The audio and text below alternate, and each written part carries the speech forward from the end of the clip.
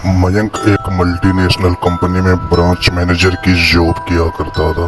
एक दिन मयंक को घर से ऑफिस जाने के लिए लेट हो गया। सर्दी का मौसम होने के कारण रात भी जल्दी शुरू हो चुकी थी और ठंड भी हो चुकी थी। रास्ते में चलते चलते मयंक को एक आवाज सुनाई दी, रुक जाओ। मयंक रुक गया और पीछे मुड़कर देखा तो वहां कोई नहीं था। वही आवाज फिर से आई, सामने देखो। जैसे ही उसने सामने देखा उसे जमीन पर कुछ चमकती हुई चीज नजर आई। मयंक दौड़कर उस चीज के पास गया और देखा ये कोई साधारण चीज नहीं बल्कि एक हीरा था। उसने वह हीरा हाथ में ले लिया और उसकी चमक देखकर मयंक की खुशी का पारा न रहा। लेकिन मयंक को कहाँ पता था कि ये साधारण है या नहीं, या ये मायावी हीरा है। उस हीरे में से आवाज आई, अगर तुम्हें और हीरे चाहिए तो इस जमीन को खोदो, इस जमीन के नीचे और भी हीरे हैं। मयंक खुश हो गया। उसने उस हीरे को जेब में डाला और जमीन खोदना शुरू कर दिया। करीब 2 फीट खोदने के बाद मयंक डर गया और चिल्लाने लगा। इस कारण उसका संतुलन बिगड़ गया और वह जमीन पे गिर पड़ा, क्योंकि उस गड्ढे में से हीरे नहीं बल्कि एक सरकटा आदमी की लाश मिली थी। अचानक वह सर हवा में उड़ने लगा और बोला, डरो नहीं, मैं तुम्हें कोई हानि नहीं पहुंचाऊंगा। मैं तुम्हें सारे हीरे जवाहरात दे दूंगा, बस तुम मेरे पीछे आओ। फिर वह सर हवा में उड़ा और जंगल की तरफ बढ़ने लगा। करीब 1 किलोमीटर चलने के बाद वह सर रुक गया और मयंक भी वहीं रुक गया। फिर उस सिर ने मयंक से कहा, इस जमीन के नीचे बहुत सारे हीरे जवाहरात छुपे हुए हैं, इस जमीन पे खोदने का काम शुरू करो। मयंक खुश हो गया और उस जमीन को खोदना शुरू कर दिया। खोदते खोदते हीरे जवाहरात तो नहीं पर उस सर का धड़ मिल गया। उस सर ने कहा, अब तुम्हें एक आखिरी काम करना है, उसके बाद मैं तुम्हें माला माल कर दूंगा।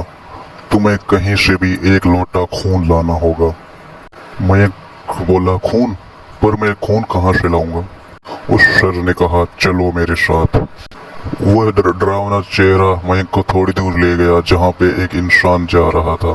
वह सर बोला, इस इंसान को मारकर खून ले आओ। मयंक डर गया, नहीं नहीं, ये मुझसे नहीं होगा, ये मैं नहीं कर सकता।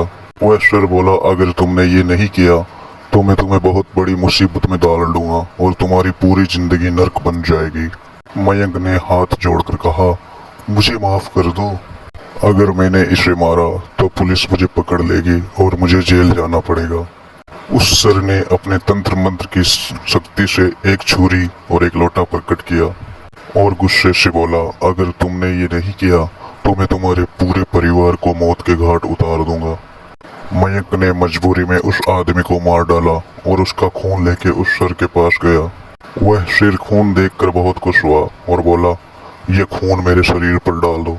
उस सिर के कहने पे मयंक ने खून उसके शरीर पर डाल दिया। फिर कुछ ही देर में वो कटा हुआ सर उस शरीर से जुड़ गया। यह सब देखकर मयंक की हालत खराब होने लगी। वह उस भूत को देखकर काफी डरने लगा।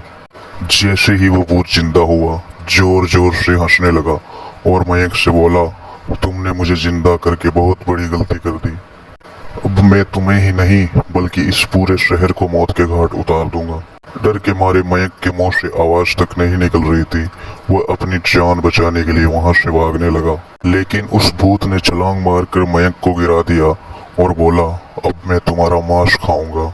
जैसे ही वह भूत मांस खाने के लिए आगे बढ़ा उसका सर धड़ से अलग हो गया। मयंक समझ नहीं पाया कि आखिर ये हुआ क्या। मयंक ने पीछे मुड़कर देखा तो वहां एक अघोरी बाबा खड़े थे।